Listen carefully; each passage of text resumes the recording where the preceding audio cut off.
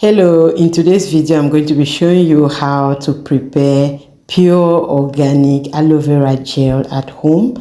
If you can't find aloe vera gel around you or you don't have the money, you can prepare your own aloe vera gel at home. And in this video I'm going to be showing you how simple it is, this preparation. So after washing your aloe vera leaf carefully, you remove these rough sides. They contain some toxins. You don't want to use them and they are not very useful for your gel. So after removing these sides, I'll go ahead to slice the aloe vera leaf into smaller sections. This is to easily extract the juice, as you're going to see later. It is more easier to work in smaller sections. So I carefully open up the aloe vera leaf.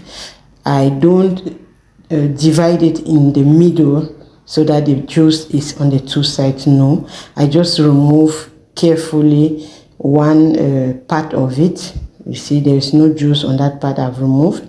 Now where the juice is, I squeeze out the juice using a rough knife. So this knife you see has a rough edge, so it is not a smooth knife. I use a knife that is rough.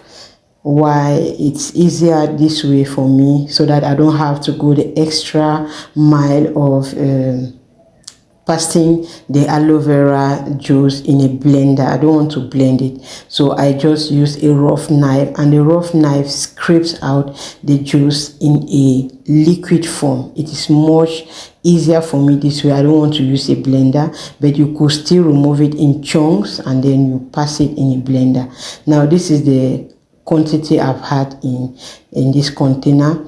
I'm going to pour it into this bottle. It's just because I want to add water and then make sure the aloe vera mixes well with the water. It's easier to mix this aloe vera juice in this bottle for me. So as you see, the aloe vera juice is ready. I could just go ahead to apply it like this on my hair because I want to use it on my hair. I could just go ahead to apply it on my hair, but I prefer to mix it like this, and then when I shake it in this bottle, the juice is the gel is a little bit lighter, because since I'm using it on my hair, I don't want it to be very thick. So I want it to be a little bit lighter. I want to moisturize my hair with it, so that's why I add water. And then I go this extra mile of sieving the aloe vera gel. As you can see, the water has blended with the aloe vera gel. You can't see that separation anymore. It's wonderful how aloe vera gel blends well with water. It's not like water and oils. No, the gel really accepts water.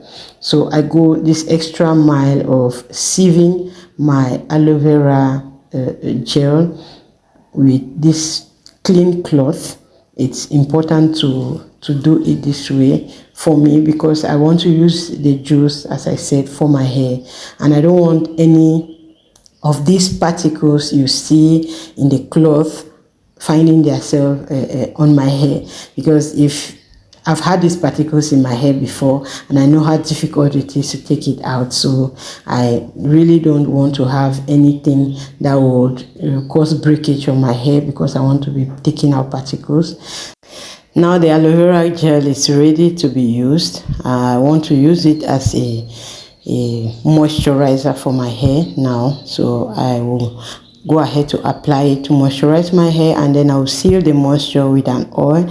But you can also use it as a pre-poo before you do your shampoo. Thanks for watching. See you in the next one.